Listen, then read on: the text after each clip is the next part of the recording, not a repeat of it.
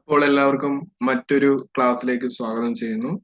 അപ്പോൾ നമ്മൾ ഇന്ന് എടുക്കാൻ പോകുന്ന topic introduction to animal husbandry എന്ന് പറയുന്ന ടോപ്പിക്കാണ്. എന്താണ് ആനിമൽ ഹസ്ബൻഡറി എന്ന് തന്നെ നമുക്ക് ആദ്യം നോക്കാം.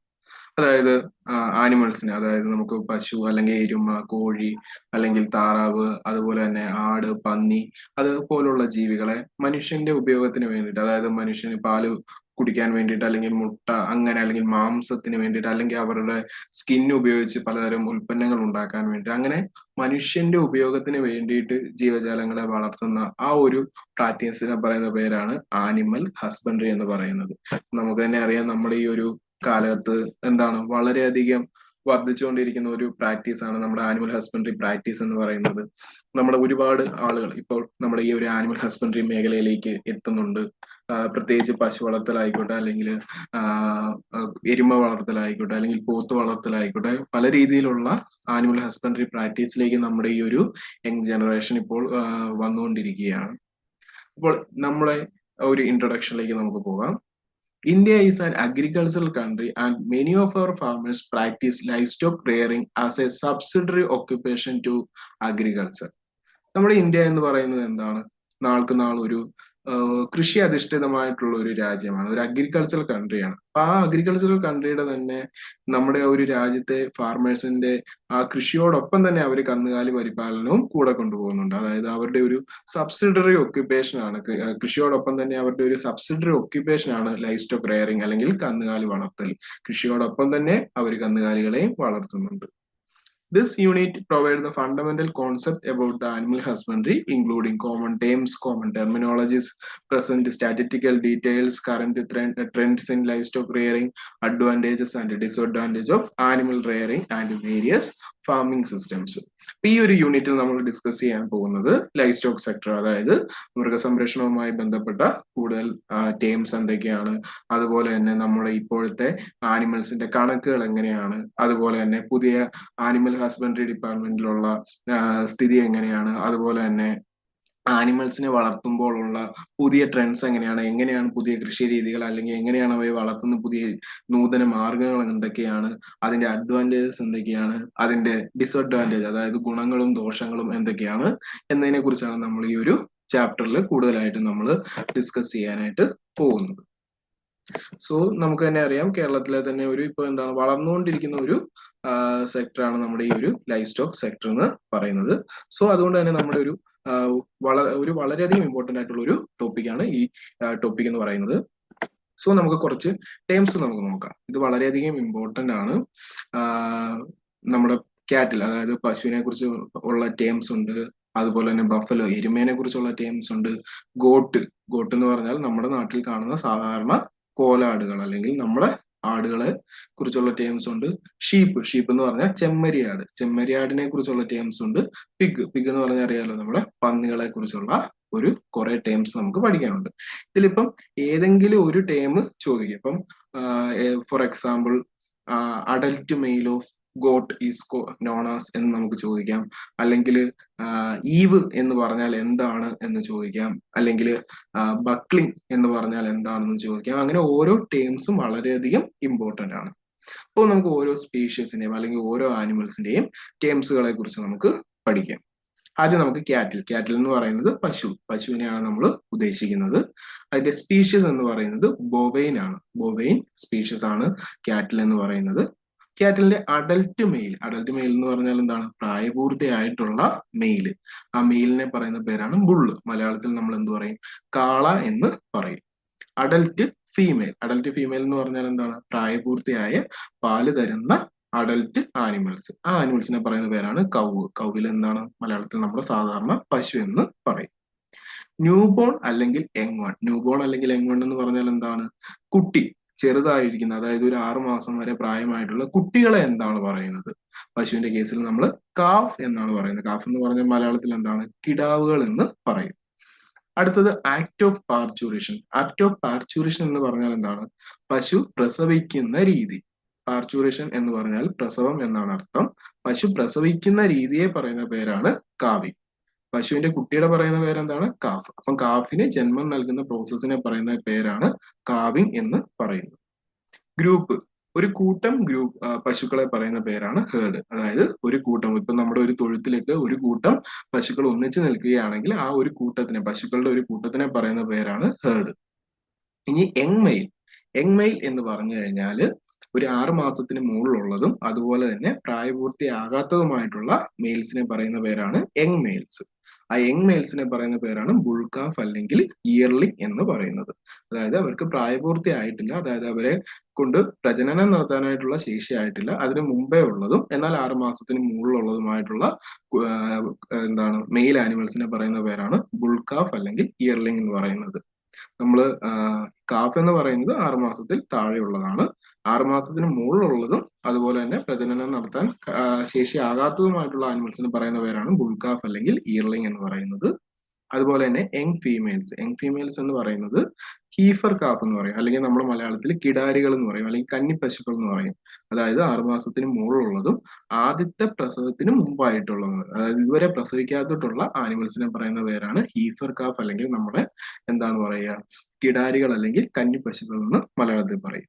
ഇനി അടുത്തത് കാസ്ട്രേറ്റഡ് മെയിൽ. എന്താണ് കാസ്ട്രേഷൻ? കാസ്ട്രേഷൻ എന്ന് പറഞ്ഞാൽ എന്താണ്? നമ്മുടെ പശുവിന്റെ പ്രജനനം നടത്താനായിട്ടുള്ള ശേഷി നശിപ്പിക്കുന്ന പ്രോസസ്സിനെ പറയുന്ന പേരാണ് കാസ്ട്രേഷൻ. അതായത് അതിനെ പ്രജനനം നടത്താനായിട്ടുള്ള ആ ഒരു ടെസ്റ്റിസ് നമ്മൾ റിമൂവ് ചെയ്യും, റീപ്രൊഡക്റ്റീവ് എഫിഷ്യൻസി റിമൂവ് ചെയ്യും. അങ്ങനെയുള്ള ആനിമൽസിനെ പറയുന്ന പേരാണ് കാസ്ട്രേറ്റഡ് മെയിൽ.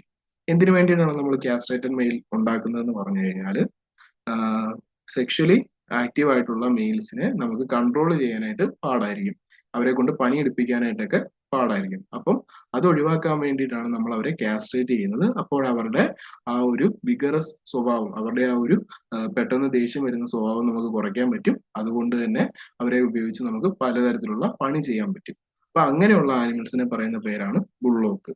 അതായത് വന്ധീകരണം നടത്തിയിട്ടുള്ള മെയിൽ ആനിമൽസിനെ പറയുന്ന പേരാണ് ബുള്ളോക്ക് എന്ന് പറയുന്നത്. ആക്ട് ഓഫ് മേറ്റിംഗ്, അതായത് പശുവും കാളയും തമ്മിലുള്ള പ്രജനന രീതിയെ പറയുന്ന പേരാണ് സെർവിങ് അല്ലെങ്കിൽ സർവീസിങ് എന്ന് പറയുന്നത്. അതായത് പശുവും കാളയും തമ്മിലുള്ള ആ ഒരു പ്രജനനത്തിനെ പറയുന്ന പേരാണ്, ആ ഒരു മേറ്റ് ചെയ്യുന്ന ആ ഒരു ആക്ടിനെ പറയുന്ന പേരാണ് സർവീസിങ് അല്ലെങ്കിൽ സെർവിങ് എന്ന് പറയുന്നത്. പിന്നെ പശുവിന്റെ ഹൗസിങ് അല്ലെങ്കിൽ നമ്മുടെ തൊഴുത്തിനെ പറയുന്ന പേരാണ് ബ്രാൻ അല്ലെങ്കിൽ ഷെഡ്. നമ്മുടെ പശുവിന്റെ തൊഴുത്തിനെ പറയുന്ന പേരാണ്.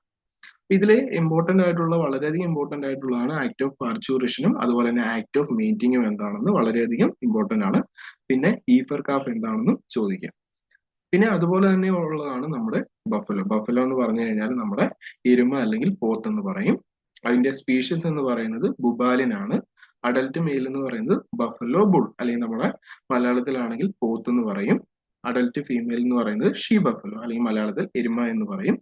ന്യൂ ബോൺ അല്ലെങ്കിൽ യങ് വൺ അത് നമ്മുടെ ബഫലോ കാഫ്, അതായത് ബഫലോ നമ്മുടെ എരുമക്കുട്ടി അല്ലെങ്കിൽ പോത്തുകുട്ടി എന്ന് പറയും. ആക്ട് ഓഫ് പാർച്യൂറേഷൻ സെയിം തന്നെയാണ്, കാഫിനാണ് ജന്മം നൽകുന്നത്, അതുകൊണ്ട് കാവിങ് എന്ന് തന്നെ പറയും.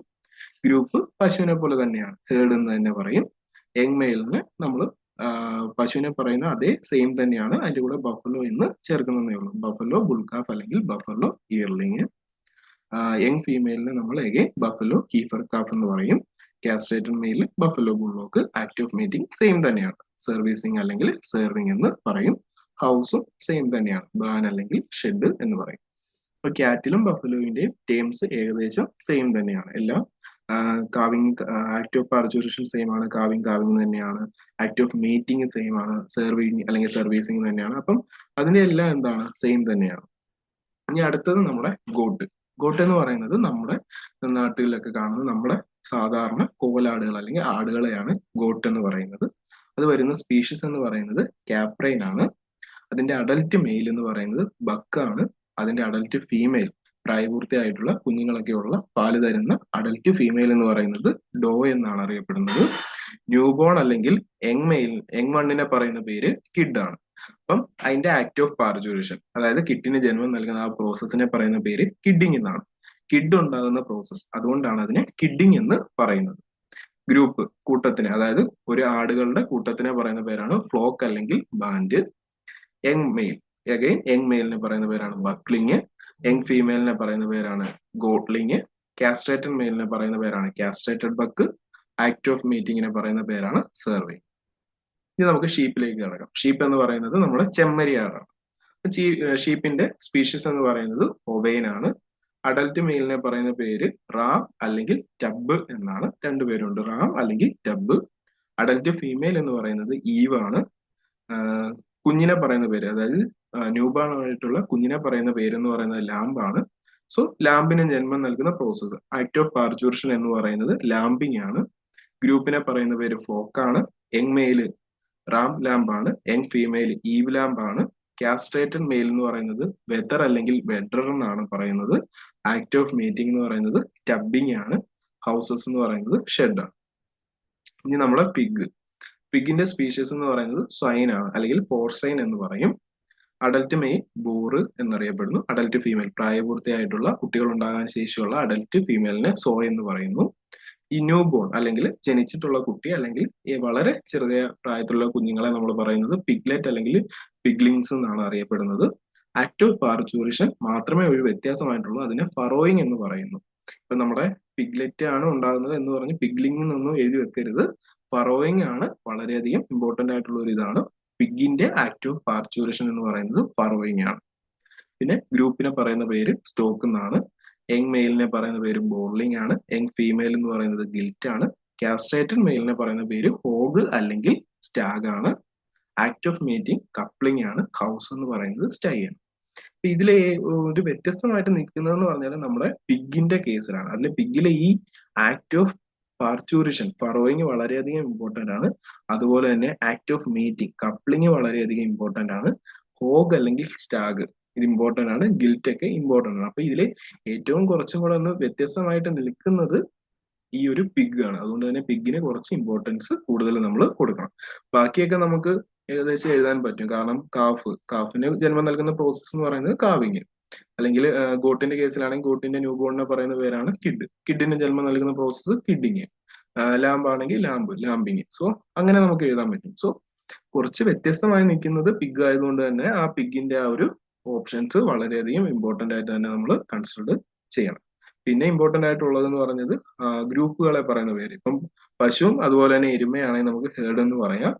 ഗോട്ട് ആണെങ്കിൽ നമുക്ക് ഫ്ലോക്ക് അല്ലെങ്കിൽ ബാൻഡ് എന്ന് പറയാം. ഷീപ്പ് ആണെങ്കിൽ എഗൈൻ നമുക്ക് ഫ്ലോക്ക് എന്ന് പറയാം. പിഗിനെ നമുക്ക് സ്റ്റോക്ക് എന്ന് പറയാം. സോ ഇത് വളരെയധികം ഇമ്പോർട്ടന്റ് ആയിട്ടുള്ള ഒരു ടോപ്പിക്കാണ്. ഇനി നമ്മൾ പോകുന്ന ക്ലാസ്സുകളിലേക്ക് ഇപ്പം നമ്മൾ പറയുമ്പോൾ ചിലപ്പം കാഫ് എന്നായിരിക്കും പറയുന്നത്, അല്ലാതെ ന്യൂ ബോൺ ഓഫ് കാറ്റിൽ എന്നല്ലായിരിക്കും പറയുന്നത്. നമ്മൾ കാഫ് എന്ന് തന്നെയായിരിക്കും പറയുന്നത്. അല്ലെങ്കിൽ ഗോട്ടിന്റെ കേസിൽ നമ്മൾ കിഡ് എന്നായിരിക്കും പറയുന്നത്. അപ്പൊ അത് മനസ്സിലാക്കണമെങ്കിൽ ഇത് നമ്മൾ തറവായിട്ട് തന്നെ പഠിച്ചു പോകണം. ഇതാണ് നമ്മളൊരു ഈ ടെർമിനോളജീസ് വളരെയധികം ഇമ്പോർട്ടന്റ് ആണ്. സോ ഇത് എങ്ങനെയെങ്കിലുമൊക്കെ നമ്മൾ കാണാപ്പാഠം പഠിച്ച് പറ്റും.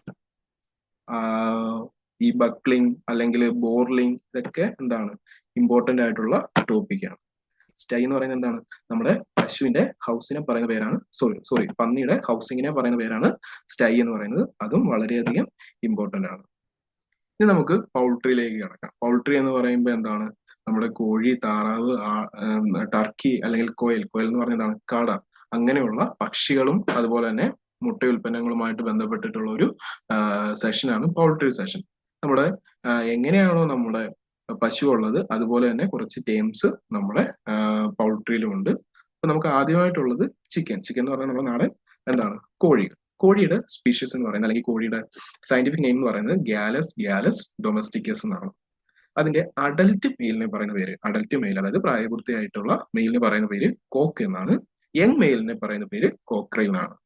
അഡൽറ്റ് ഫീമെയിൽ എന്ന് പറയുന്നത് ഹെന്ന്, യങ് ഫീമെയിൽ എന്ന് പറയുന്നത് പുള്ളറ്റ് എന്നാണ്. യങ് വൺ ചിക്കൻ, അതായത് നമ്മുടെ അടവിരിഞ്ഞുണ്ടാകുന്ന കുഞ്ഞു കോഴി കുഞ്ഞുങ്ങളെ പറയുന്ന പേര് എന്ന് പറയുന്നത് ചിക്ക് എന്നാണ്. കോഴികളുടെ കൂട്ടത്തിനെ പറയുന്ന പേര് ഫ്ലോക്ക് എന്നാണ്. സോ ഇതിന്റെ അകത്ത് ഇമ്പോർട്ടന്റ് ആയിട്ടുള്ളത് നമ്മുടെ ഈ പുള്ളറ്റും അതുപോലെ തന്നെ കോക്രയിലും ഇമ്പോർട്ടന്റ് ആണ്. പിന്നെ ചിക്കന്റെ സയന്റിഫിക് നെയിം ഇമ്പോർട്ടന്റ് ആണ്, ഗ്യാലസ് ഡൊമസ്റ്റിക്കസ്. അടുത്തത് നമ്മുടെ ഡക്ക് അല്ലെങ്കിൽ നമ്മുടെ താറാവിന്റെ സ്പീഷീസ് അല്ലെങ്കിൽ അതിന്റെ സയന്റിഫിക് നെയിം എന്ന് പറയുന്നത് അനസ് പ്ലാറ്റിറിങ്കസ് എന്നാണ്. അഡൽറ്റ് മെയിലിനെ പറയുന്ന പേരാണ് ഡ്രേക്ക്. അഡൽറ്റ് ഫീമെയിൽ എന്ന് പറയുന്ന പേരാണ് ഡക്ക് അല്ലെങ്കിൽ നമ്മുടെ താറാവ്. പിന്നെ യങ് വൺസ് അല്ലെങ്കിൽ നമ്മുടെ മുട്ട വിരിഞ്ഞുണ്ടാകുന്ന യങ് വൺസിനെ പറയുന്ന പേരാണ് ഡക്ലിംഗ് എന്ന് പറയുന്നത്. ഗ്രൂപ്പിനെ പറയുന്ന പേരാണ് ഫ്ലോക്ക് അല്ലെങ്കിൽ റാഫ്റ്റ്. ടർക്കിയുടെ സയന്റിഫിക് നെയിം ആണ് മെലിയാഗ്രിസ് ഗ്യാലപ്പോവോ. അതിന്റെ അഡൽറ്റ് മെയിലിനെ പറയുന്ന പേരാണ് ടോം ടർക്കി. അഡൽറ്റ് ഫീമെയിൽ ആണ് ഹെൻ ടർക്കി. യങ് വൺ എന്ന് പറയുന്നത് ഔൾട്ട് ആണ്. പുള്ളറ്റും മാറിപ്പോകരുത്. ടർക്കിയുടെ യങ് വണ്ണിനെ, അതായത് അടവിരിഞ്ഞുണ്ടാകുന്ന നമ്മുടെ ബ്രൂഡിംഗ് ഒക്കെ കഴിഞ്ഞുണ്ടാകുന്ന യങ് വണ്ണിനെ പറയുന്ന പേരാണ് പൗൾഡ്. പുള്ളറ്റ് എന്ന് പറഞ്ഞാൽ എന്താണ്? Young female of chicken. കോഴിയിലെ യങ് ഫീമെയിൽസിനെ പറയുന്ന പേരാണ് പുള്ളറ്റ്. സോ യങ് വണ്ണിനെ പറയുന്ന പേരാണ് പൗൾഡ്. സോ അടുത്തത് കോയിൽ. കോയിൽ അല്ലെങ്കിൽ നമ്മുടെ എന്താണ് കാടക്കോഴികൾ. കാടക്കോഴിയുടെ സ്പീഷ്യസിനെ അല്ലെങ്കിൽ നമ്മുടെ സയന്റിഫിക് നെയിം എന്ന് പറയുന്നത് കൊർട്ടൂണിസ് ജാപ്പോണിക്ക എന്നാണ്. അതിന്റെ അഡൽട്ട് മെയിൽ എന്ന് പറയുന്നത് കോയൽ കോക്കാണ്, അതായത് കാട കോക്കാണ്. അല്ലെങ്കിൽ അഡൽട്ട് ഫീമെയിൽ എന്ന് പറയുന്നത് കോയൽ ഹെന്നാണ്. യങ് വൺ എന്ന് പറയുന്നത് കോയൽ ചിക്കാണ്. ഗ്രൂപ്പ് എന്ന് പറയുന്നത് ഫ്ലോക്ക് ആണ്. സോ ഇതിൻ്റെ അകത്ത് വളരെയധികം ഇമ്പോർട്ടന്റ് ആയിട്ടുള്ള ടേംസ് എന്ന് പറയുന്നത് ഒന്ന് പൗൾട്ട്, പുള്ളറ്റ് എന്ന് പറയുന്നത് മായം വളരെയധികം ഇമ്പോർട്ടന്റ് ആണ്. ചിക്കൻ ആണെങ്കിൽ ഗാലസ് ഡൊമസ്റ്റിക്കസ്, ഡക്ക് ആണെങ്കിൽ അനസ് പ്ലാറ്റിറിംഗസ്, ടർക്കി ആണെങ്കിൽ മെലിയാഗ്രിസ് ഗാലപ്പോവ, ക്യൂല ആണെങ്കിൽ കൊർട്ടൂണിസ് ജപ്പോണിക്ക. ഇപ്പം PSC കണ്ടുവരുന്ന ഒരു ട്രെൻഡ് എന്ന് പറയുന്നത് ഒരുപാട് സ്റ്റേറ്റ്മെന്റ് ടൈപ്പ് ക്വസ്റ്റ്യൻസ് ഒരുപാട് ചോദിക്കുന്നുണ്ട്.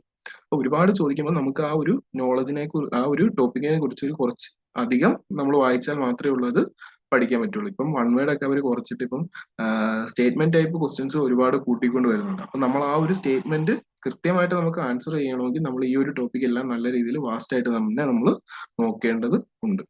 സോ അതുകൊണ്ട് തന്നെ ആദ്യം മുതൽ തന്നെ നമുക്കിതൊന്ന് തറവായിട്ട് തന്നെ പഠിച്ച് പോവുക. അപ്പൊ ഈ ഒരു 2 സ്ലൈഡ്സിലുള്ള ടെർമിനോളജീസ് വളരെയധികം ഇമ്പോർട്ടന്റ് ആണ്. പ്രത്യേകിച്ച് നമ്മുടെ പിഗിന്റെ ടെർമിനോളജീസ് വളരെയധികം ഇമ്പോർട്ടന്റ് ആണ്. ക്യാറ്റിലും ബഫലോ ഒക്കെ ഏകദേശം സെയിം തന്നെയാണ്. ഒന്ന് പഠിച്ചു കഴിഞ്ഞാൽ മറ്റേത് അതേപോലെ തന്നെ നമുക്ക് എഴുതാൻ പറ്റും. പിന്നെ ഗോട്ടും ഷീപ്പും ഒക്കെ നമുക്ക് എന്താണ് നമ്മൾ യൂസ്ഡ് ആവണം, എങ്ങനെയെങ്കിലുമൊക്കെ നമ്മൾ അത് യൂസ്ഡ് ആയേ പറ്റുള്ളൂ. നമുക്ക് ഫാമിംഗ് സിസ്റ്റത്തിനെ കുറിച്ച് പഠിക്കാം. അതായത് എങ്ങനെയാണ് നമ്മുടെ ലൈഫ് സ്റ്റോക്ക് സെക്ടറിൽ ആനിമൽസിനെ ഹൗസ് ചെയ്തിരിക്കുന്നത്, അല്ലെങ്കിൽ എങ്ങനെയാണ് നമ്മൾ കൃഷി രീതി എങ്ങനെയാണ്, എങ്ങനെയൊക്കെ നമുക്ക് ആനിമൽസിനെ നമ്മുടെ അഗ്രികൾച്ചർ സെക്ടറുമായിട്ട് കമ്പൈൻ ചെയ്ത് വളർത്താം എന്നതിനെ കുറിച്ചാണ് നമ്മൾ ഈ ഫാമിംഗ് സിസ്റ്റത്തിൽ നമ്മൾ പഠിക്കാൻ പോകുന്നത്. സോ ഫാമിംഗ് സിസ്റ്റം എന്ന് പറയുന്നത് മൊത്തത്തിൽ 5 ടൈപ്പ് ഉണ്ട്. Farming system are of 5 types: mixed farming, specialised farming, diversified farming, organic farming and integrated farming. അപ്പൊ നമുക്ക് 5 ടൈപ്പിലുള്ള ഫാമിംഗ് സിസ്റ്റംസ് ആണ് ഉള്ളത്. ഒന്ന് മിക്സഡ് ഫാമിംഗ്, അല്ലെങ്കിൽ നമ്മൾ എന്താണ് മിശ്രിത കൃഷി രീതികൾ എന്ന് പറയും, മിക്സ് ചെയ്ത് വളർത്തുന്ന രീതി. അല്ലെങ്കിൽ സ്പെഷ്യലൈസ്ഡ് ഫാമിംഗ് ഉണ്ട്, ഡൈവേഴ്സിഫൈഡ് ഫാമിംഗ് ഉണ്ട്, ഓർഗാനിക് ഫാമിംഗ് ഉണ്ട്, അല്ലെങ്കിൽ ഇന്റഗ്രേറ്റഡ് ഫാമിംഗ് ഉണ്ട്. നമുക്ക് ഓരോ ഫാമിങ്ങിനെ കുറിച്ചും ഡീറ്റെയിൽ ആയിട്ട് പോകാം. ആദ്യത്തേതാണ് മിക്സഡ് ഫാമിംഗ്. മിക്സഡ് ഫാമിംഗ് എന്ന് പറഞ്ഞാൽ എന്താണ്? സമ്മിശ്ര കൃഷി രീതി, അതായത് 2 സെക്ടേഴ്സിനെ കൊണ്ട് കൂട്ടി യോജിപ്പിക്കുന്ന ഒരു കൃഷി രീതിയാണ് mixed farming. A farming system in which 10 to 15% of the income is derived from livestock sector and the rest from the agriculture crop is called mixed farming system. അപ്പൊ മിക്സഡ് ഫാമിംഗ് സിസ്റ്റം എന്ന് പറയുമ്പോൾ 10 മുതൽ 15% income, വരുമാനം നമുക്ക് കിട്ടുന്ന എവിടെ നിന്നാണ്? Life stock പ്രോഡക്ട്സിൽ നിന്നാണ്. അതായത് പാലോ അല്ലെങ്കിൽ മുട്ടയോ അല്ലെങ്കിൽ ആനിമൽസിന്റെ എന്താണ് ചാണകം വിറ്റിട്ടോ അങ്ങനെയൊക്കെയാണ് നമുക്ക് 10 മുതൽ 15% വരുമാനം കിട്ടുന്നത്. ബാക്കിയുള്ള 85 മുതൽ 90% വരുമാനം കിട്ടുന്നത് അഗ്രികൾച്ചർ ക്രോപ്സിൽ നിന്നാണ്. അതായത് നെല്ലിൽ നിന്നോ ഗോതമ്പിൽ നിന്നോ ചോളത്തിൽ നിന്നോ ആണ്. സോ 5% വരെ ഇൻകം കിട്ടും. ബാക്കി 85% മുതൽ 90% വരെ നമുക്ക് വരുമാനം കിട്ടുന്നത് അഗ്രികൾച്ചർ ക്രോപ്സിൽ നിന്നാണ്. അങ്ങനെയുള്ള ഫാമിംഗ് സിസ്റ്റത്തിനെ പറയുന്ന പേരാണ് mixed farm, complementary to each other. നമുക്കറിയാം അഗ്രികൾച്ചർ സെക്ടറും ലൈഫ് സ്റ്റോക്ക് സെക്ടറും അങ്ങോട്ടും ഇങ്ങോട്ടും കോംപ്ലിമെന്ററി ആണ്. കോംപ്ലിമെന്ററി എന്ന് പറഞ്ഞാൽ എന്താണ്? അവർ തമ്മിൽ സിംബയോട്ടിക് റിലേഷൻഷിപ്പ് ആണ്. 2 പേർക്കും ഗുണം കിട്ടുന്ന ഒരു റിലേഷൻഷിപ്പ് ആണ് അവർ തമ്മിലുള്ളത്. എങ്ങനെയാണ് നമുക്ക് ആ ഒരു ഗുണം കിട്ടുന്നതെന്ന് നോക്കാം. The byproducts from the agriculture can be utilized for livestock feeding. The manure and waste of എങ്ങനെയാണ്? The byproduct of agriculture can be utilized for livestock feeding. നമ്മൾ കൃഷി ചെയ്യുമ്പോൾ കൃഷി ചെയ്തതിന് ശേഷം മിച്ചം വരുന്ന ബൈ പ്രോഡക്ട്സ്, അതായത് നമ്മുടെ സ്ട്രോ അല്ലെങ്കിൽ നമ്മുടെ വൈക്കോലൊക്കെ എന്താണ് പശുവിന് തീറ്റയായിട്ട് കൊടുക്കാം. അതുപോലെ തന്നെ എന്താണ് the manure and waste of livestock rearing can be used for agriculture. അതായത് പശുവൊക്കെ വളർത്തി കഴിയുമ്പോൾ മിച്ചം വരുന്ന ചാണകവും അതുപോലെ തന്നെ വളമൊക്കെ എന്താണ് നമുക്ക് അഗ്രികൾച്ചറിന് വളമായിട്ട് യൂസ് ചെയ്യാം. അപ്പം അങ്ങോട്ടും ഇങ്ങോട്ടും ഗുണം ചെയ്യുന്ന റിലേഷൻഷിപ്പ് ആണ് അഗ്രികൾച്ചറും ലൈഫ് സ്റ്റോക്ക് സെക്ടറും ഉള്ളത്. ലൈഫ് സ്റ്റോക്കിന് ആവശ്യമായിട്ടുള്ള ഫുഡ് അഗ്രികൾച്ചറിൽ നിന്ന് കിട്ടും, അഗ്രികൾച്ചർ സെക്ടറിന് ആവശ്യമായിട്ടുള്ള വളമൊക്കെ ലൈഫ് സ്റ്റോക്ക് സെക്ടറിൽ നിന്നും കിട്ടും. സോ അങ്ങോട്ടും ഇങ്ങോട്ടും കോംപ്ലിമെന്ററി ആയിട്ടുള്ള ഒരു റിലേഷൻഷിപ്പ് ആണ് ഇവർ തമ്മിൽ ഉള്ളത്. This system provide income through out the year from life stock sector. For the Indian farming condition mixed farming is the most relevant. So നമുക്കറിയാം കൃഷി രീതി എടുക്കുകയാണെങ്കിൽ, ഇപ്പൊ ഒരു നെൽകൃഷി നമ്മൾ എടുക്കുകയാണെങ്കിൽ നമ്മൾ ഒരു തവണ വിത്തിട്ടതിന് ശേഷം നമുക്ക് ഒരു 6 മാസം കഴിഞ്ഞ് അതിന്റെ വിളവെടുക്കാൻ പറ്റുള്ളൂ. സോ 6 മാസം കഴിയുമ്പോൾ മാത്രമേ നമുക്കൊരു വരുമാനം കർഷകർക്ക് കിട്ടുകയുള്ളൂ. അതേസമയത്ത് ലൈഫ് സ്റ്റോക്ക് സെക്ടർ ആണെങ്കിലോ നമുക്ക് എല്ലാ ദിവസവും പാല് കറക്കുന്നതുകൊണ്ട് എല്ലാ ദിവസവും എന്താണ് നമുക്കൊരു വരുമാനം കിട്ടും. സോ വർഷം ഫുള്ള് നമുക്ക് എന്താണ് ഈ ലൈഫ് സ്റ്റോക്ക് സെക്ടറിൽ നിന്ന് കർഷകർക്ക് ആവശ്യമായിട്ടുള്ള വരുമാനം കിട്ടും. സോ അതാണ് നമ്മൾ ഈ ഒരു ലൈഫ് സ്റ്റോക്ക് സെക്ടറും അതുപോലെ തന്നെ അഗ്രികൾച്ചറും കൂടെ കമ്പൈൻ ചെയ്തിട്ടുള്ള മിക്സഡ് ഫാമിംഗിന്റെ one of the main advantage എന്ന് പറയുന്നത്. അതുകൊണ്ട് തന്നെ ഇന്ത്യൻ കണ്ടീഷനിൽ ഏറ്റവും ഉള്ള ഒരു കൃഷി രീതിയാണ് നമ്മുടെ ഈ ഒരു mixed farming. So mixed farming എന്ന് പറഞ്ഞു കഴിഞ്ഞാൽ സമ്മിശ്ര കൃഷി രീതി, അതായത് രണ്ടും കൂടെ കൂട്ടിയിണക്കി അഗ്രികൾച്ചർ സെക്ടറും അതുപോലെ തന്നെ ലൈഫ് സ്റ്റോക്ക് സെക്ടറും കൂടെ കൂട്ടിയിണക്കിയുള്ള ഒരു കൃഷി രീതിയെ പറയുന്ന പേരാണ് മിക്സഡ് ഫാമിംഗ് എന്ന് പറയുന്നത്. ആ മിക്സഡ് ഫാമിംഗിൽ 10 മുതൽ 15% ഇൻകം നമ്മുടെ ലൈഫ് സ്റ്റോക്ക് സെക്ടറിൽ നിന്ന് കിട്ടും. ബാക്കി 85 മുതൽ 90% ഇൻകം കിട്ടുന്നത് അഗ്രികൾച്ചർ സെക്ടറിൽ നിന്നാണ്. അഗ്രികൾച്ചർ സെക്ടറിന് ആവശ്യമായിട്ടുള്ള വളവും അതുപോലെയുള്ള കാര്യങ്ങളും ലൈഫ് സ്റ്റോക്ക് സെക്ടറിൽ നിന്ന് കിട്ടും. ലൈഫ് സ്റ്റോക്ക് സെക്ടർ അതായത് നമ്മുടെ എരുമ അല്ലെങ്കിൽ ആട് അല്ലെങ്കിൽ പശുവിനൊക്കെ ആവശ്യമായിട്ടുള്ള തീറ്റ നമ്മുടെ ലൈഫ് സ്റ്റോക്ക് സെക്ടറിൽ നിന്നും കിട്ടും. അഗ്രികൾച്ചർ സെക്ടറിൽ നിന്നും കിട്ടും. സോ അങ്ങോട്ടും ഇങ്ങോട്ടും അവർ കോംപ്ലിമെന്ററി ആണ് അല്ലെങ്കിൽ സിംബയോട്ടിക്. അടുത്ത് പറയുന്നത് കിട്ടും. അങ്ങനെയാണെങ്കിൽ നമുക്ക് ഒരുക്കി കൊടുത്ത് പ്രകൃതിയോട് ഇണങ്ങിയിട്ടുള്ള ഒരു കൃഷി രീതിയാണ് നമ്മുടെ organic means the production of animal food and by giving more importance to the animal. ജീവജാലങ്ങൾക്ക് അവരുടേതായ നാച്ചുറൽ സോയിലെ ജീവിതത്തിൽ വളർത്തുന്ന രീതിയെ പറയുന്നത് ഏറ്റവും കൂടുതൽ ഇമ്പോർട്ടൻസ് കൊടുക്കുന്നത് അവരെ വളർത്തുന്ന കുറവായിരിക്കും ഉള്ള ഒരു ഭൂമിയാണ് എന്നുള്ള ഒരു organic farming. Due to importance allot to less stress, importance കൊടുക്കാനായിട്ടുള്ള ഒരു ടെൻഡൻസിയാണ് നമ്മൾ ചെയ്യുന്നത്. അതുകൊണ്ട് തന്നെ ഫുഡ് കഴിക്കാനായിട്ടൊക്കെയുള്ള ഒരു സാഹചര്യം കുറവായിരിക്കും. And organic farm production with minimal dependence on external inputs. അപ്പം അവർക്ക് എന്താണ് അവർക്ക് ആവശ്യമായിട്ടുള്ള ഫുഡ്, അതായത് ഇപ്പം പശുവിനൊക്കെ കൊടുക്കാൻ ആവശ്യമായിട്ടുള്ള ഫുഡ്, അതായത് നമ്മുടെ പുല്ലൊക്കെ ആ ഒരു സിസ്റ്റത്തിൽ തന്നെ അവരെന്താണ് കൃഷി ചെയ്ത് ഉണ്ടാക്കും. എക്സ്റ്റേണൽ സോഴ്സ് അതായത് പുറത്തുനിന്ന് വാങ്ങുന്നതൊക്കെ എന്താണ് വളരെയധികം കുറവായിരിക്കും. അവർക്ക് ആവശ്യമായിട്ടുള്ള കാര്യങ്ങളൊക്കെ എന്താണ് അവിടെ തന്നെ അവർ കൃഷി ചെയ്ത് ഇറക്കും. അവർക്ക് പുറമേ നിന്നുള്ള ഒരു ഇൻപുട്ട് മേടിക്കുന്നത് വളരെയധികം കുറവായിരിക്കും. More area is required for this system. നമുക്ക് പശു സ്ഥലമൊക്കെ വേണം, അതുപോലെ തന്നെ അവർക്ക് കഴിക്കാനായിട്ടുള്ള സ്ഥലങ്ങൾ വേണം.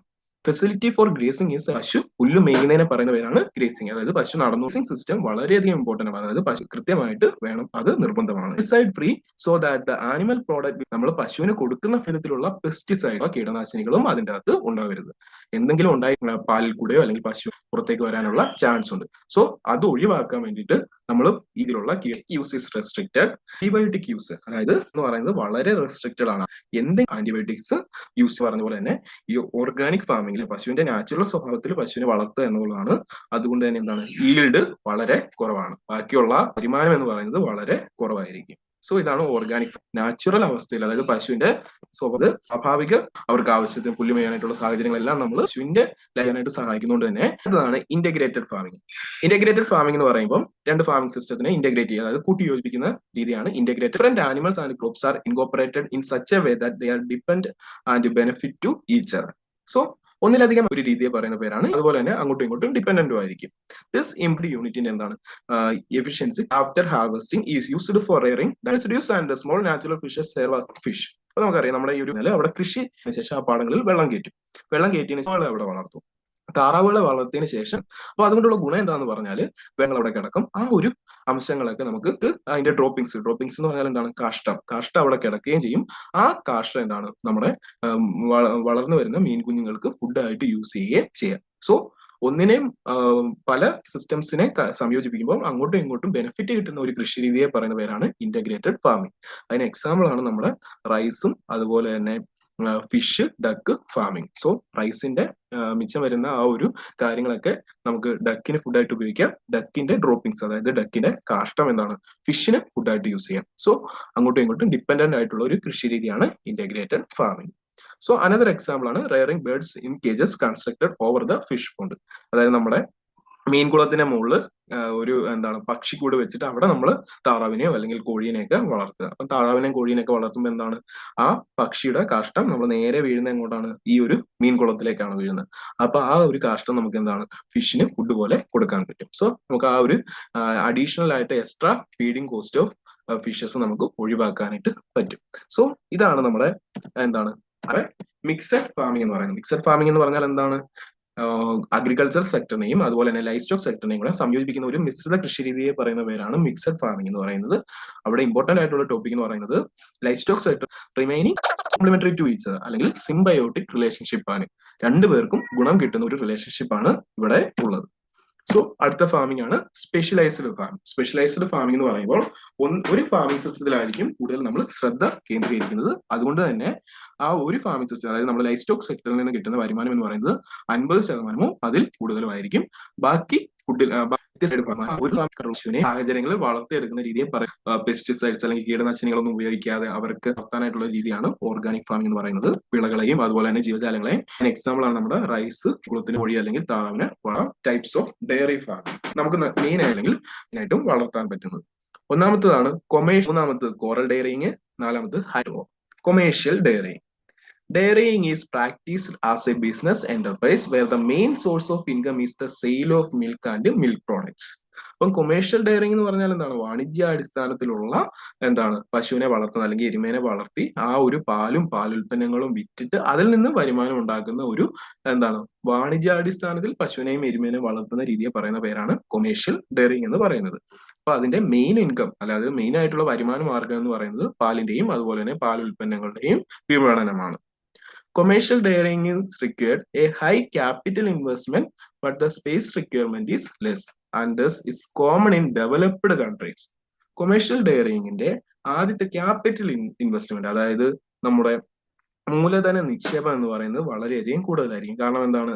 നമുക്ക് ആദ്യമായിട്ട് ഒരു പശുവിനെ വളർത്താൻ ആവശ്യമായിട്ടുള്ള തൊഴുത്തൊക്കെ നിർമ്മിക്കാനും അതുപോലെ തന്നെ പശുവിനെ കറക്കാനായിട്ടുള്ള സാധനങ്ങളൊക്കെ വാങ്ങാനായിട്ടൊക്കെ ആദ്യത്തെ ആ ഒരു ഇനിഷ്യൽ ഇൻവെസ്റ്റ്മെന്റ് വളരെയധികം കൂടുതലായിരിക്കും. അതുപോലെ തന്നെ പശുവിനെയൊക്കെ കൃത്യമായിട്ട് തൊഴുത്തിലായിരിക്കും വളർത്തുന്നത്, അല്ലാതെ അവരെ അഴിച്ചുവിട്ട് വളർത്തുന്ന രീതിയല്ല. അതുകൊണ്ട് തന്നെ സ്പേസ് റിക്വയർമെന്റ് വളരെയധികം കുറവായിരിക്കും. കാരണം പശുവിനെ സദാസമയം തൊഴുത്തിൽ നിർത്തിയായിരിക്കും വളർത്തുന്നത്. അവർക്ക് ആവശ്യമായിട്ടുള്ള പുല്ലും അവർക്ക് ആവശ്യമായിട്ടുള്ള കാലിത്തീറ്റയൊക്കെ ആ ഫാമിൽ തന്നെ കൊണ്ട് ഇട്ടായിരിക്കും അവരെ വളർത്തുന്നത്. സോ അതുകൊണ്ട് തന്നെ സ്പേസ് റിക്വയർമെന്റ് വളരെയധികം കുറവായിരിക്കും. അതുപോലെ തന്നെ ഇത് ഡെവലപ്ഡ് കൺട്രീസ്, അതായത് നമ്മുടെ അമേരിക്ക അല്ലെങ്കിൽ ബ്രിട്ടൻ പോലുള്ള വികസിത രാജ്യങ്ങളിലാണ് ഈ കൊമേഴ്ഷ്യൽ ഡയറിങ് ഏറ്റവും കൂടുതൽ കാണപ്പെടുന്നത്. In India commercial dairying farms are on rise. India എന്ന് പറയുന്നത് നമ്മുടെ ഒരു വികസിച്ചുകൊണ്ടിരിക്കുന്ന ഒരു രാജ്യമാണ്. സോ നമ്മുടെ ഇന്ത്യയിൽ ഈ കൊമേഴ്ഷ്യൽ ഡയറി ഫാമിംഗ് വളർന്നുകൊണ്ട് ഇരിക്കുകയാണ്. സോ കൊമേഴ്ഷ്യൽ ഡയറി ഫാമിംഗ് എന്ന് പറഞ്ഞാൽ പാലും പാലുൽപ്പന്നങ്ങളും വാണിജ്യാടിസ്ഥാനത്തിൽ വിൽക്കാൻ വേണ്ടിയിട്ട് പശുവിനെയും എരുമേനെയൊക്കെ വളർത്തുന്ന രീതിയാണ് കൊമേഴ്ഷ്യൽ ഡയറിങ് എന്ന് പറയുന്നത്. ഈ കൊമേഴ്ഷ്യൽ ഡയറിങ്ങിന്റെ ക്യാപിറ്റൽ ഇൻവെസ്റ്റ്മെന്റ്, അതായത് മൂലധന നിക്ഷേപം എന്ന് പറയുന്നത് വളരെയധികം കൂടുതലായിരിക്കും. കാരണം പശുവിനെ വളർത്താൻ ആവശ്യമായിട്ടുള്ള നമ്മുടെ ഷെഡും അതുപോലെ തന്നെ പശുവിനെ വളർത്താൻ ആവശ്യമായിട്ടുള്ള എക്യുപ്മെന്റ്സ് ഒക്കെ വാങ്ങിക്കാനായിട്ട് വളരെയധികം തീറ്റയും പുല്ലും വൈക്കോലും എല്ലാം നമ്മൾ ആ പശുവിന്റെ ആ ഒരു ഷെഡിൽ കൊണ്ടിട്ടാണ് നമ്മൾ വളർത്തുന്നത്, അല്ലാതെ പശുവിനെ അഴിച്ചു വിട്ടുന്ന വളർത്തുന്ന രീതിയല്ല.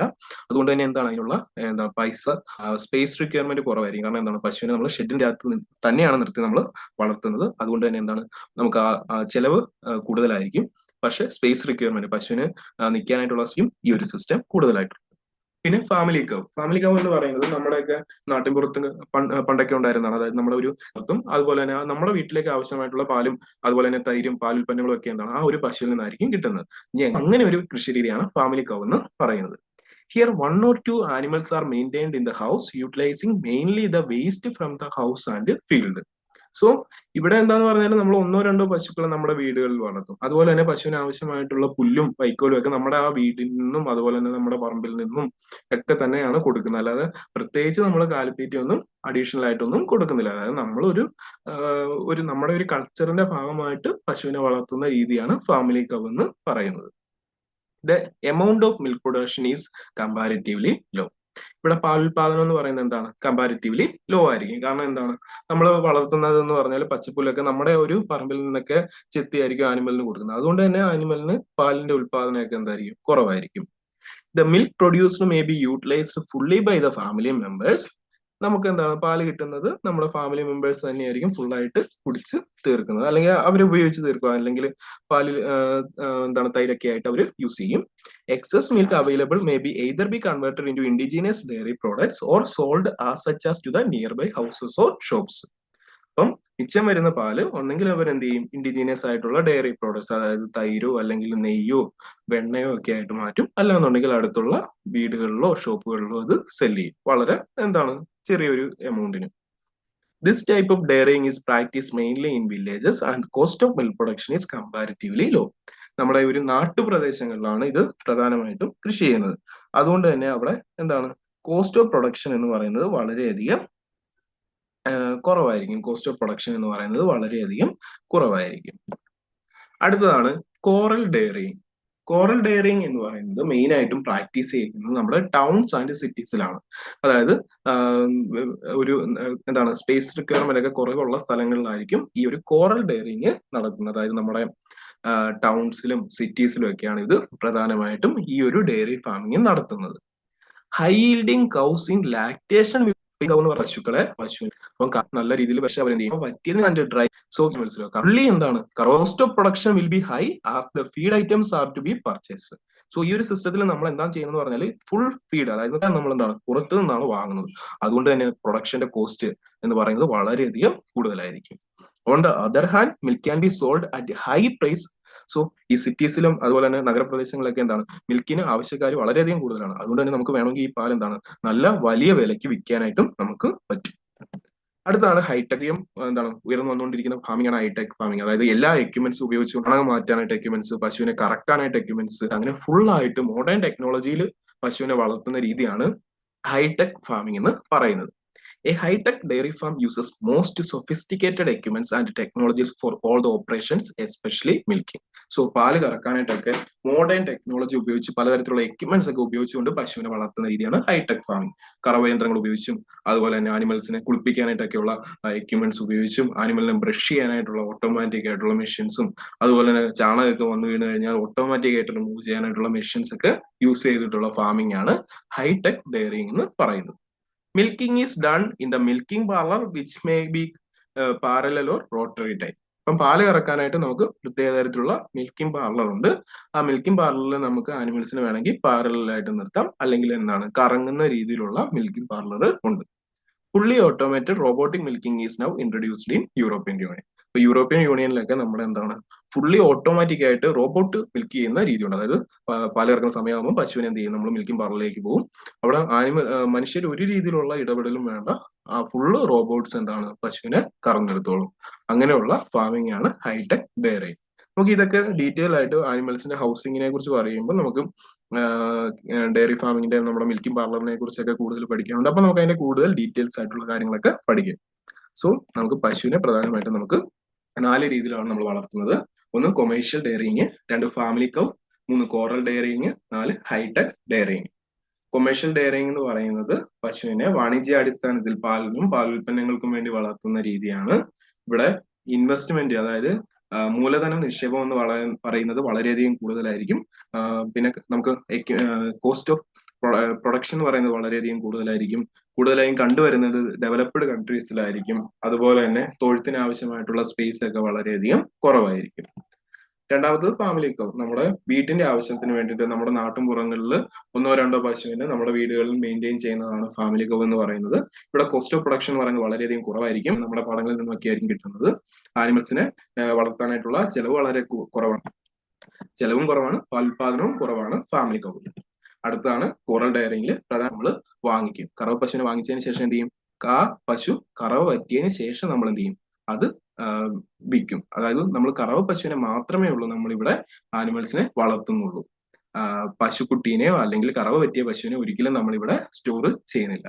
കറവ പശുക്കളെ വാങ്ങുന്നു, അതിനാവശ്യമായിട്ടുള്ള ഫീഡ് നമ്മൾ കൊടുക്കുന്നു, പശുവിനെ കറന്നെടുക്കുന്നു, കറവ പറ്റിയതിന് ശേഷം അതിനെ വിൽക്കുന്നു. ആ ഒരു രീതിയാണ് കോറൽ ഡയറിങ് എന്ന് പറയുന്നത്. അടുത്തതാണ് നമ്മുടെ hitech dairy farming. So hitech dairy farming എന്ന് പറയുമ്പോൾ എന്താണ് മോസ്റ്റ് എക്യുപ്മെന്റ്സ്, സൊഫിസ്റ്റിക്കേറ്റഡ് ആയിട്ടുള്ള എക്യുപ്മെന്റ്സ് യൂസ് ചെയ്തിട്ടുള്ള ടെക്നോളജിയാണ് ഹൈടെക് ഫാമിംഗ് എന്ന് പറയുന്നത്. അതായത് മിൽക്കിങ്ങിന് വേണ്ടിയിട്ടുള്ളതും ക്ലീനിങ്ങിന് വേണ്ടിയിട്ടുള്ളതുമായിട്ടുള്ള എക്യുപ്മെന്റ്സ്, ഫുള്ളി ഓട്ടോമാറ്റിക് ആയിട്ടുള്ള എക്യുപ്മെന്റ്സ് യൂസ് ചെയ്തിട്ടുള്ള ഫാമിങ്ങിനെ പറയുന്ന പേരാണ് ഹൈടെക് ഡയറി ഫാമിംഗ് എന്ന് പറയുന്നത്. സോ ഇതാണ് 4 ടൈപ്പ് ഓഫ് ഡയറി ഫാമിംഗ്. നമുക്ക് കുറച്ച് merits and demerits of life stock farming നോക്കാം. അതായത് അഡ്വാൻറ്റേജസ് എന്തൊക്കെയാണ്, നമ്മൾ ഫാമിലി ആനിമൽസിനെ അല്ലെങ്കിൽ ബേർഡ്സിനെ വളർത്തുന്നതുകൊണ്ടുള്ള ഗുണങ്ങൾ എന്തൊക്കെയാണ്, അതുപോലെ തന്നെ ദോഷങ്ങൾ എന്തൊക്കെയാണെന്ന് നമുക്ക് നോക്കാം. ആദ്യം advantages of raring animals and birds. എന്തൊക്കെയാണ് ആനിമൽസിനെയും ബേർഡ്സിനെയും വളർത്തുന്നതുകൊണ്ടുള്ള ഗുണങ്ങൾ എന്തൊക്കെയാണെന്ന് നമുക്ക് നോക്കാം. Efficient consumers of roughage. Roughage എന്ന് പറഞ്ഞാൽ എന്താണ്, പുല്ല്, വൈക്കോല്, അങ്ങനെയുള്ള എന്താണ് പുല്ലിനെയും വൈക്കോലിനെയും പോലുള്ള ഫോഡറിനെ പറയുന്ന പേരാണ് റഫേജ് എന്ന് പറയുന്നത്. Livestock act as an efficient machine for converting cheap agricultural byproducts into high quality human product like milk or meat. അപ്പൊ നമുക്കറിയാം ലൈഫ് സ്റ്റോക്ക് എന്ന് പറയുമ്പോൾ അത് പ്രത്യേകിച്ച് ഈ പശു അല്ലെങ്കിൽ എരുമയുള്ള ആനിമൽസ് എന്താ അവർ ചെയ്യുക? അവർ ഈ ലോ ക്വാളിറ്റി ആയിട്ടുള്ള ഈ വൈക്കോലൊക്കെ കഴിച്ചുകൊണ്ട് ഹൈ ക്വാളിറ്റി ഉള്ള മിൽക്കും മീറ്റും ഒക്കെ പ്രൊഡ്യൂസ് ചെയ്യും. അപ്പം ഈ ലോ ക്വാളിറ്റി ഉള്ള ഒരു അഗ്രികൾച്ചർ ബൈ പ്രോഡക്ട്സിനെ ഹൈ ക്വാളിറ്റി മിൽക്ക് അല്ലെങ്കിൽ മീറ്റ് പോലുള്ള പ്രോഡക്റ്റ് ആക്കി മാറ്റാൻ കഴിവുള്ള മെഷീൻസ് ആണ്, ജീവനുള്ള മെഷീൻസ് ആണ് നമ്മുടെ ലൈഫ് സ്റ്റോക്ക് എന്ന് വേണമെങ്കിൽ നമുക്ക് പറയാം. Provides A stable income through out the year. കർഷകർക്ക് എന്താണ് വർഷം മുഴുവനും ഒരു കൃത്യമായിട്ടുള്ള വരുമാനം കൊടുക്കാൻ പറ്റും. Price of livestock product will be almost stable during the different season of the year, unlike that may of many agricultural crops. നമുക്കറിയാം പാല് അല്ലെങ്കിൽ മുട്ടയുടെ ഒക്കെ വില വർഷം എല്ലായ്പ്പോഴും എന്താണ് ഏകദേശം സെയിം ആയിരിക്കും. കൂടി വന്ന ഒരു 6 മാസം അല്ലെങ്കിൽ 8 മാസമൊക്കെ കൂടുമ്പോഴായിരിക്കും പാലിന്റെ അല്ലെങ്കിൽ മുട്ടയുടെ ഒക്കെ വിലയിൽ ഏറ്റക്കുറച്ചിലുകൾ ഉണ്ടാകുന്നത്. അതുപോലെയല്ല നമ്മുടെ അഗ്രികൾച്ചർ ക്രോപ്സ്. അഗ്രികൾച്ചർ ക്രോപ്സിന്റെ വില നോക്കുകയാണെങ്കിൽ വിളവെടുക്കുന്ന സമയത്ത് നെല്ലിന്റെയും ഗോതമ്പിന്റെയും ഒക്കെ വില കുറവായിരിക്കും. എന്നാൽ അല്ലാത്ത സമയങ്ങൾ എന്തായിരിക്കും വില വളരെയധികം കൂടുതലായിരിക്കും. അതുകൊണ്ട് തന്നെ കർഷകർക്ക് കൃത്യമായിട്ടുള്ള ഒരു വരുമാനം കിട്ടാനായിട്ടുള്ള ചാൻസ് വളരെയധികം കുറവാണ്. എന്നാൽ നമ്മുടെ ഈ ഒരു ലൈഫ് സ്റ്റോക്ക് സെക്ടർ എന്ന് പറയുമ്പോൾ അതിന്റെ ആ പ്രോഡക്ട്സിന്റെ വരുമാനം എന്ന് പറയുന്നത് വളരെയധികം സ്റ്റേബിൾ ആയിരിക്കും. അതുകൊണ്ട് തന്നെ കർഷകർക്ക് വർഷം മുഴുവനും ഒരു സ്ഥിര വരുമാനം കിട്ടാനായിട്ടുള്ള ഒരു അവസരം നമുക്ക് ഈ ഒരു ഫാമിംഗ് സിസ്റ്റത്തിലൂടെ കിട്ടും. Important secondary source of income four rural families. It provide an additional income four small farmers and landless agriculture labourers. നമ്മുടെ എന്താണ് ഒരു 1-2 പശുക്കളെയൊക്കെ നമ്മുടെ ഈ ഒരു റൂറൽ ഏരിയസിലെ ആളുകൾ വളർത്തുകയാണെങ്കിൽ അവർക്ക് ഒരു അഡീഷണൽ ഇൻകം കൂടുതലായിട്ട് കിട്ടാനായിട്ട് ഈ ഒരു ഫാമിംഗ് സിസ്റ്റത്തിലൂടെ പറ്റും. സോ ആ ഒരു ഫാമിംഗ് സിസ്റ്റത്തിൽ കൂടുതലായിട്ട് നമുക്ക് ഒരു ഇൻകം കിട്ടാനായിട്ട് സഹായിക്കുന്ന ഒരു രീതിയാണ് നമ്മുടെ ഈ ഒരു ലൈഫ് സ്റ്റോക്ക് സെക്ടർ എന്ന് പറയുന്നത്. Provide nutritive and cheaper products. The products of livestock farming like milk, meat, egg are having excellent nutritive value, especially high quality animal protein. So it will be certainly help to improve the nutrition of family members, especially growing children. നമ്മുടെ കുട്ടികൾക്ക് അല്ലെങ്കിൽ നമുക്ക് വളർന്നുകൊണ്ടിരിക്കുന്ന ആളുകൾക്ക് അല്ലെങ്കിൽ നമ്മുടെ family മെമ്പേഴ്സിനൊക്കെ നല്ല ഗുണനിലവാരമുള്ള പ്രോഡക്ട്സ്, ഫുഡ് പ്രോഡക്ട്സ് നമുക്ക് കൊടുക്കാനായിട്ട് പറ്റും. നമുക്കറിയാം നമ്മുടെ മിൽക്ക് ആകട്ടെ അല്ലെങ്കിൽ മിൽക്ക് പ്രോഡക്ട്സ് ആയിക്കോട്ടെ അല്ലെങ്കിൽ എഗ് ഒക്കെ ആയിക്കോട്ടെ നല്ലൊരു പ്രോട്ടീൻ സോഴ്സ് ആണ്, ആനിമൽ പ്രോട്ടീൻ സോഴ്സ് ആണ്. അപ്പൊ ഈ പ്രോട്ടീൻ ഒക്കെ നമ്മുടെ കുട്ടികൾക്കൊക്കെ വളരുന്ന കുട്ടികൾക്കൊക്കെ കൊടുക്കുകയാണെങ്കിൽ അവർക്ക് എന്താണ് അവരുടെ വളർച്ചയൊക്കെ നമുക്ക് കൂടുതലായിട്ട് ത്വരിതപ്പെടുത്താനായിട്ടൊക്കെ പറ്റും. സോ അതുകൊണ്ട് തന്നെ അവരുടെ ആ ഒരു ന്യൂട്രിറ്റീവ് വാല്യൂ ഒക്കെ നമുക്ക് കൂട്ടാനായിട്ട് ഈ ഒരു ലൈഫ് സ്റ്റോക്ക് ഫാമിങ്ങിലൂടെ പറ്റും. അവരുടെ വളർച്ചയൊക്കെ നമുക്ക് എന്താണ് കൂട്ടാനായിട്ടൊക്കെ നമുക്ക് ഈ ലൈഫ് സ്റ്റോക്ക് ഫാമിങ്ങിലൂടെ പറ്റും. Aid in maintaining soil fertility. Animal dung is the best organic manure which is of great value in maintaining the soil fertility for crop production. അപ്പൊ നമുക്കറിയാം നമ്മളെ പശുവിന്റെ ചാണകം എന്ന് പറയുന്നത് ഒരു ബെസ്റ്റ് ആയിട്ടുള്ള ഒരു ജൈവവളമാണ്. ആ ജൈവവളം നമുക്ക് ഉപയോഗിക്കുകയാണെങ്കിൽ ഓർഗാനിക് മാന്യൂർ എന്ന് പറഞ്ഞാൽ എന്താണ് ജൈവവളം. ആ ജൈവവളം നമുക്ക് മണ്ണിൽ ഉപയോഗിക്കുകയാണെങ്കിൽ മണ്ണിന്റെ ഫെർട്ടിലിറ്റി അതായത് സോയിലിന്റെ ഫെർട്ടിലിറ്റി അതായത് സോയിലിന്റെ ആ ഗുണനിലവാരവും അതുപോലെ തന്നെ ഫലഭൂയിഷ്ടിയും നമുക്ക് എന്താണ് കൂട്ടാനായിട്ട് പറ്റും. അതുകൊണ്ട് തന്നെ എന്താണ് വിളകളുടെ അതായത് നമ്മുടെ നെല്ല് ഗോതമ്പ് പോലുള്ള വിളകളുടെ പ്രൊഡക്ഷനൊക്കെ കൂട്ടാനായിട്ട് നമുക്ക് പറ്റും. മണ്ണിന്റെ ആ ഒരു രാസവളങ്ങൾ ഉപയോഗിച്ചു കഴിഞ്ഞാൽ എന്താ പ്രത്യേകത? മണ്ണിന്റെ ആ ഒരു സ്വാഭാവിക ഘടനയെ നശിപ്പിക്കുകയാണ് നമ്മുടെ രാസവളങ്ങൾ ചെയ്യുന്നത്. പക്ഷെ ചാണകം പോലുള്ള ജൈവവളങ്ങളാണ് യൂസ് ചെയ്യുന്നതെങ്കിൽ മണ്ണിന്റെ ആ സ്വാഭാവികത നിലനിർത്താനായിട്ട് നമുക്ക് പറ്റും. 6ാമത്തെ പോയിന്റ് എന്താണ്? Market demand for life stock products. നമ്മുടെ ഈ ഒരു സൊസൈറ്റിയിൽ മിൽക്കിനും മീറ്റിനും അതുപോലെ തന്നെ എഗ്ഗിനും ഒക്കെ എന്താണ് വളരെയധികം മാർക്കറ്റ് ഡിമാൻഡ് ഉണ്ട്. അത് എന്തുകൊണ്ടാണ് അങ്ങനെയുള്ളത്? നല്ലൊരു പ്രോട്ടീൻ സോഴ്സ് ആയതുകൊണ്ട് തന്നെ ഇവർക്ക് എന്താണ് നല്ലൊരു ഡിമാൻഡ് കൂടുതലായിരിക്കും. Effective utilisation of family labour. Leisure time of family members such as children and housewives can be effectively utilized in livestock production, which help to increase the family income. നമ്മുടെ ഒരു എന്താണ് ജോലിയില്ലാത്ത നമ്മുടെ ആളുകൾക്കും ഫാമിലിക്കും അതുപോലെ തന്നെ നമ്മുടെ കുട്ടികൾക്കും അതുപോലെ തന്നെ ഹൗസ് വൈഫിനും ഒക്കെ ഒരു എക്സ്ട്രാ ഇൻകം നമുക്ക് കിട്ടാനായിട്ട് ലൈഫ് സ്റ്റോക്ക് ഫാമിങ്ങിലൂടെ നമുക്ക് പറ്റും. അവർക്ക് ആ ഒരു ലെഷർ ടൈമിൽ അവർക്ക് ആവശ്യം ഒരു എന്താണ് ഒരു ഫ്രീ ടൈമിൽ അവർക്കൊരു ഹോബി ആയിട്ട് വേണമെങ്കിൽ നമുക്ക് ഈ ഒരു a solution to the unemployment problem. Life rearing and processing of product provide a large amount of employment. നമുക്കറിയാം നമ്മുടെ ഈ ഒരു വരുന്ന കാലത്ത് ഒരുപാട് പേർക്ക് എന്താണ് നമുക്ക് അൺഎംപ്ലോയ്മെന്റ് അതായത് ആവശ്യത്തിന് ജോലിയൊന്നും കിട്ടാത്ത ഒരു അവസ്ഥയുണ്ട്. അങ്ങനെയുള്ള ഒരു അവസ്ഥയിൽ നമുക്ക് ഈ ഒരു ലൈഫ് സ്റ്റോക്ക് സെക്ടർ എന്ന് പറയുമ്പോൾ ആ ഒരു മേഖലയിലേക്ക് ആളുകൾ തിരിയുകയാണെങ്കിൽ അവർക്ക് നല്ലൊരു വരുമാനം നമുക്ക് കണ്ടെത്താനായിട്ട് പറ്റും. ഇപ്പൊ ഈ ഒരു കാലത്ത് ഒരുപാട് യുവാക്കൾ എന്താണ് ഈ ഒരു ആനിമൽ പ്രൊഡക്ഷൻ മേഖലയിലേക്കും പ്രോസസ്സിംഗ് മേഖലയിലേക്കും അതുപോലെ തന്നെ നമ്മുടെ ഈ ഫാമിംഗ് സിസ്റ്റം വരുമാനം കിട്ടാനായിട്ട് പറ്റും. Energy saving biogas production. Animal farm wastes can be only as cooking gas. The slurry obtained can be utilized as fertilizer. ഇപ്പൊ നമുക്കറിയാം പശുവിന്റെ ചാണകം ഉപയോഗിച്ച് വളരെ ഇക്കോ ഫ്രണ്ട്ലി ആയിട്ടും അതുപോലെ തന്നെ നമുക്ക് വില കുറവായിട്ടുള്ള ഒരു കുക്കിംഗ് ഗ്യാസ് ഉണ്ടാക്കാം. ആ ഗ്യാസിനെ പറയുന്ന പേരാണ് ബയോഗ്യാസ്. അപ്പൊ ഈ ബയോഗ്യാസ് നമുക്ക് ഉപയോഗിക്കുന്നതുകൊണ്ട് തന്നെ നമ്മുടെ കുക്കിംഗ് ഗ്യാസ്, അതായത് LPG ഗ്യാസിന്റെ ഒക്കെ ഉള്ള ആ ഒരു വില നമുക്ക് ഒരുപാട് കുറയ്ക്കാനായിട്ട് പറ്റും. നമ്മുടെ വീട്ടിലെ ആവശ്യങ്ങൾക്ക് ആവശ്യമായിട്ടുള്ള കുക്കിംഗ് ഗ്യാസ് നമുക്ക് തന്നെ ഉണ്ടാക്കാനായിട്ട് പറ്റും. അതുപോലെ തന്നെ LPG ഒക്കെ മേടിക്കുമ്പോൾ ഉണ്ടാകുന്ന എക്സ്ട്രാ കോസ്റ്റ് നമുക്ക് ഒഴിവാക്കാനായിട്ട് പറ്റും. അതുപോലെ തന്നെ ബയോഗ്യാസ് നിർമ്മിച്ചു കഴിയുമ്പോൾ മിച്ചം വരുന്ന വേസ്റ്റ് ആണ് സ്ലറി എന്ന് പറയുന്നത്. അത് നമുക്ക് ഒരു എക്സലന്റ് ഫെർട്ടിലൈസർ ആയിട്ട്, ഒരു വളമായിട്ട് നമുക്ക് കൃഷിക്ക് യൂസ് ചെയ്യാനായിട്ട് പറ്റും. അടുത്തത് scope for value addition.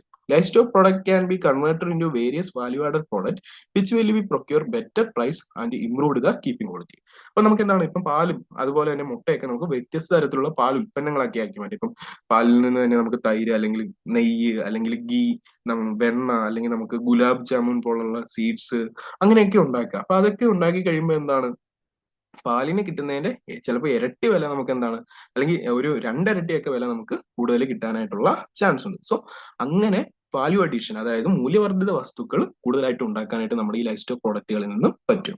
So ഇതൊക്കെയാണ് ഈ ഒരു ലൈഫ് സ്റ്റോക്ക് സെക്ടറിന്റെ വളരെയധികം അഡ്വാൻറ്റേജസ് ഏതൊക്കെയാണ്. ആദ്യത്തെ പോയിന്റ് എന്താണ്, എഫിഷ്യന്റ് കൺസ്യൂമേഴ്സ് ഓഫ് പ്രഫേജ്, അതായത് നമ്മുടെ ലോ ക്വാളിറ്റി അഗ്രികൾച്ചറൽ വേസ്റ്റിനെ ഹൈ ക്വാളിറ്റി പാല്, മുട്ടയൊക്കെ ആക്കാനായിട്ടുള്ള കഴിവുണ്ട്. അതുപോലെ തന്നെ സ്റ്റേബിൾ ഇൻകം, കർഷകർക്ക് വർഷം മുഴുവനും കൃത്യമായിട്ടുള്ള ഒരു വരുമാനം കിട്ടാനുള്ള ചാൻസ് ഉണ്ട്. രണ്ടാമത്തെ എന്താണ്, മൂന്നാമത്തെ എന്താണ്, റൂറൽ ഫാമിലിയിലുള്ള ആളുകൾക്ക് ഒരു സെക്കൻഡറി ഇൻകം ആയിട്ട് നമുക്ക് ഈ ലൈഫ് സ്റ്റോക്ക് സെക്ടറിനെ കരുതാം.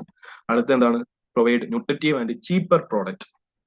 ഒരു നമ്മുടെ വളരെയധികം എന്താണ്, ഗുഡ് ക്വാളിറ്റി ഉള്ള ആനിമൽ പ്രോട്ടീൻ സോഴ്സ് നമ്മുടെ വളരുന്ന കുട്ടികൾക്കും അതുപോലെ തന്നെ ബാക്കിയുള്ള ഫാമിലി മെമ്പേഴ്സിനും കൊടുക്കാൻ പറ്റും. പിന്നെ മണ്ണിന്റെ ഫലഭൂയിഷ്ടി നിലനിർത്താൻ പറ്റും.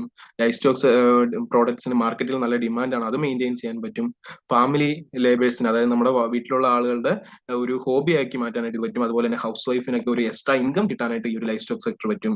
അതുപോലെ തന്നെ നമ്മുടെ ഈ ഒരു വളർന്നുകൊണ്ടിരിക്കുന്ന അൺഎംപ്ലോയ്മെന്റ്, തൊഴിലില്ലായ്മ നിർമ്മിക്കാൻ പറ്റും. അതുപോലെ തന്നെ ഒരുപാട് വർദ്ധിത വസ്തുക്കൾ ഉണ്ടാക്കാനായിട്ട് നമുക്ക് ഈ ലൈഫ് സ്റ്റോക്ക് പ്രോഡക്റ്റ് ഉപയോഗിച്ച് നമുക്ക് പറ്റും. നമുക്ക് കുറച്ച് ഡിസ്അഡ്വാൻറ്റേജസ് നോക്കാം. നമുക്ക് ഗുണങ്ങൾ നമ്മുടെ ഈ ഒരു ലൈഫ് സ്റ്റോക്ക് ഫാമിംഗിൽ ഉണ്ട്. സോ അത് ഏതൊക്കെയാണെന്ന് നോക്കാം. Life stock rearing is a full-time job. In managing the farm and in marketing the product, full-time involvement is required. Taking one day off is difficult unless there is somebody else to do the work. അപ്പോൾ നമുക്കൊരു farm maintain ചെയ്യുക എന്ന് പറയുമ്പോൾ ഒരിക്കലും ഒരു office job പോലെ കണക്കാക്കാനായിട്ട് പറ്റില്ല. കാരണം ഓഫീസ് ജോബ് എന്ന് പറയുന്നത് എന്താണ്, സ്റ്റോക്ക് സെക്ടർ എന്ന് പറയുന്നത്, പ്രത്യേകിച്ച് പശുവിനെയൊക്കെ വളർത്താനായിട്ട് നമ്മൾ ചിലപ്പോൾ 24 മണിക്കൂറും എന്താണ് അതിനെ നിരീക്ഷിക്കേണ്ടതുണ്ട്. ഇപ്പം രാവിലെ നമ്മൾ കറക്കാൻ പോകുമ്പോൾ ആനിമലിന് പാലിന്റെ അകത്ത് എന്തെങ്കിലും ഒരു ഘടനയിൽ വ്യത്യാസം ഉണ്ടെന്ന് തോന്നുവാണെങ്കിൽ എന്താണ്, മാസ്റ്റൈറ്റിസ് ആണെന്ന് മനസ്സിലാക്കി, അതായത് അകിടുവീക്കമാണെന്ന് മനസ്സിലാക്കിയിട്ട് അപ്പോൾ തന്നെ നമ്മൾ എന്തായിരിക്കും, ചികിത്സിക്കേണ്ടതുണ്ട്. അതുപോലെ തന്നെ പാല് കറക്കാനായിട്ട് കൃത്യമായിട്ടുള്ള ഒരു ടൈം ടേബിൾ വേണം. രാവിലെ 3 മണിയാകുമ്പോൾ അല്ലെങ്കിൽ 4 മണിയാകുമ്പോൾ കറക്കുന്ന പശുവിനെ എല്ലാ ദിവസവും 4 മണിക്ക് തന്നെ കറക്കണം. അല്ലെങ്കിൽ വൈകുന്നേരം 5 മണിയാകുമ്പോൾ കറക്കുന്ന പശുവിനെ, അല്ലെങ്കിൽ 2 മണിയൊക്കെ ആകുമ്പോൾ കറക്കുന്ന പശുവിനെ കൃത്യമായിട്ട് ആ 2 മണിക്ക് തന്നെ കറക്കണം. ഇല്ലാന്നുണ്ടെങ്കിൽ എന്ത് സംഭവിക്കും, പാലിന്റെ ഉൽപാദനം കുറയും. ചിലപ്പോൾ പാലൊക്കെ അകിടിൽ കെട്ടി നിന്നിട്ട് അകിടുവീക്കം പോലുള്ള അസുഖങ്ങൾ വരാനുള്ള ചാൻസ് ഉണ്ട്. സോ അതുകൊണ്ട് തന്നെ നമുക്കൊരു ഫുൾ ടൈം ജോബാണ് അഗ്രികൾച്ചർ റെയറിങ്. അതുകൊണ്ട് തന്നെയാണ് നമുക്ക് നമ്മുടെ പേഴ്സണൽ ലൈഫ് ഒരുപാട് കോംപ്രമൈസ് ചെയ്യേണ്ടതുണ്ട്. ഇപ്പൊ നമുക്ക് ഒരു ദിവസം ലീവ് എടുത്ത് എങ്ങോട്ടെങ്കിലും കറങ്ങാനൊക്കെ പോകാനുള്ള ഇത് പറ്റില്ല നമ്മുടെ ഈ ഒരു ലൈഫ് സ്റ്റോക്ക് റെയറിങ്ങിൽ. അങ്ങനെ പോകണമെന്നുണ്ടെങ്കിൽ തന്നെ എന്താണ്, നമ്മൾ ആ ചെയ്യേണ്ട ജോലികളൊക്കെ കൃത്യമായിട്ട് ചെയ്യാനായിട്ട് വേറൊരാളെ ഏൽപ്പിച്ചിട്ട് വേണം പോകാനായിട്ട്. അടുത്ത point, capital investment is high. ഇതിന്റെ എന്താണ്, മൂലധനം അല്ലെങ്കിൽ ഇതിന്റെ ആ ഒരു നിക്ഷേപം, ആദ്യത്തെ ഒരു നിക്ഷേപം, അതിന്റെ ചിലവ് എന്നൊക്കെ പറയുന്നത് വളരെയധികം കൂടുതലായിരിക്കും. എങ്ങനെയായിരിക്കും, capital investment is required for acquiring land, construction of shed, purchasing of animals and equipments. In addition, recurring expenditure of feed and labour are also required to the run the farm. അപ്പൊ ഇതിന്റെ ആദ്യത്തെ നിക്ഷേപം അല്ലെങ്കിൽ ആദ്യത്തെ ആ ചെലവ് എന്ന് പറയുന്നത് വളരെയധികം കൂടുതലാണ്. എന്തിനൊക്കെ വേണ്ടിയിട്ടുള്ള ചെലവുണ്ടാവും, കൃത്യമായിട്ടുള്ള ലാൻഡ് വേണം. നമുക്ക് ഒരു വീട് വെക്കാനായിട്ടുള്ള ലാൻഡ് കൊണ്ട് ഒരിക്കലും ഒരു ഫാം നിർമ്മിക്കാനായിട്ട് പറ്റില്ല, അതിന് കൃത്യമായിട്ടുള്ള സ്ഥലം വേണം. അതുപോലെ തന്നെ ആ ഷെഡ് വെക്കാനായിട്ടുള്ള ചെലവ് വേണം, ആനിമൽസിനെ പർച്ചേസ് ചെയ്യാനായിട്ടുള്ള ചെലവ് വേണം, എക്യുപ്മെന്റ്സ്, ആനിമൽസിനെ കറവയന്ത്രങ്ങളോ അല്ലെങ്കിൽ ഫീഡ് കൊടുക്കാനായിട്ടുള്ള എക്യുപ്മെന്റ്സ് ഒക്കെ വാങ്ങിക്കാനായിട്ടുള്ള ചെലവ് വേണം. ഇതല്ലാതെ എന്ത് വേണം, ആനിമൽസിന് ഫീഡ് വാങ്ങാനായിട്ടുള്ള ചെലവ് വേണം, തൊഴിലാളികൾക്ക് ചെലവ്, അവർക്ക് കൂലി കൊടുക്കാനുള്ള ചെലവ് വേണം. അങ്ങനെയൊക്കെ എന്താണ്, കുറച്ച് ഇൻവെസ്റ്റ്മെന്റ് കൂടുതൽ വേണം. നമ്മൾ ആദ്യം നമ്മുടെ കയ്യിലുള്ള പൈസ കുറച്ച് കൂടുതൽ ചെലവാക്കിയാൽ മാത്രമേ ഉള്ളൂ നമുക്ക് കൃത്യമായിട്ടുള്ള വരുമാനം അവിടെ നിന്ന് കിട്ടുകയുള്ളൂ. Risk of diseases. നമുക്ക് എന്താണ് ലൈഫ് സ്റ്റോക്ക് പ്രൊഡക്ഷനിൽ വളരെയധികം ഇമ്പോർട്ടന്റ് ആയിട്ടുള്ള ഒന്നാണ് ഡിസീസസ് പോലുള്ള ഡിസീസസ്. പെട്ടെന്ന് തന്നെ എന്താണ് ബാക്കിയുള്ള ആനിമൽസിലേക്ക് സ്പ്രെഡ് ചെയ്യാൻ നമ്മൾ ആനിമൽസിന് വാക്സിനേഷൻ ഒക്കെ എടുക്കേണ്ടത് വളരെയധികം നോക്കണം. High risk is involve in livestock production due to the problems of diseases especially contagious one like FMD. എന്താണ് പ്രത്യേകിച്ച് കുളമ്പ് രോഗം വളരെയധികം പകർച്ചവ്യാധി ശേഷിയുള്ള ഒരു രോഗമാണ്. Also there are many diseases of public health importance which get transmitted to humans from animals. അപ്പൊ ചില അസുഖങ്ങളൊക്കെ വന്നു കഴിഞ്ഞാൽ അത് നമുക്ക് മനുഷ്യരിലേക്ക് തന്നെ പകരാനായിട്ടുള്ള ചാൻസ് ഉണ്ട് ആനിമൽസിൽ നിന്ന്. അപ്പൊ അങ്ങനെയുള്ള അസുഖങ്ങളൊക്കെ വന്നു കഴിഞ്ഞാൽ നമ്മൾ കൂടുതൽ ശ്രദ്ധ കേന്ദ്രീകരിക്കുകയും അവർക്ക് ആവശ്യമായിട്ടുള്ള ചികിത്സയൊക്കെ നൽകണം. ഇപ്പൊ ഒരു അസുഖം വന്നു കഴിഞ്ഞാൽ ഇപ്പൊ ഒരു അകിടുവീക്കം വന്നു തന്നെ ഇരിക്കട്ടെ, ആ അകിടുവീക്കം വന്നു കഴിഞ്ഞാൽ പശുവിന് ഒരു 3 ദിവസമെങ്കിലും നമ്മൾ മിനിമം ആന്റിബയോട്ടിക്സ് കുത്തിവെക്കണം. ഒരു ദിവസം ആന്റിബയോട്ടിക്സിന് എങ്ങനെ വന്നാലും ഡോക്ടറിന്റെ ഒക്കെ ചിലവൊക്കെ വന്നിട്ട് ഒരു 500 രൂപ അല്ലെങ്കിൽ 600 രൂപയാകും. അങ്ങനെ 3 ദിവസം ആകുമ്പോൾ എന്താണ് 1800 രൂപ മിനിമം ആകും. സോ അങ്ങനെ വരുമ്പോൾ എന്താണ് ആ ഒരു 1800 രൂപ എന്ന് പറയുന്നത് കർഷകരെ സംബന്ധിച്ചോളം എന്താണ് വളരെയധികം കൂടുതലായിരിക്കും. സോ ഡിസീസ് വരാതെ സൂക്ഷിക്കേണ്ടത് വളരെയധികം ഇമ്പോർട്ടൻസ് ആണ്. Requires practical training and skill. Fundamental practical knowledge about livestock rearing is essential to start the animal farm. Routine farm operation like milking required skilled labor. നമുക്ക് ഒരിക്കലും എന്താണ് ബാക്കിയുള്ള ഫാമിംഗ് സിസ്റ്റം ബാക്കിയുള്ള ജോലികളെ പോലെ തന്നെയാണ് നമ്മുടെ ലൈഫ് സ്റ്റോക്ക് ഫാമിംഗ് എന്ന് പറയുന്നത്.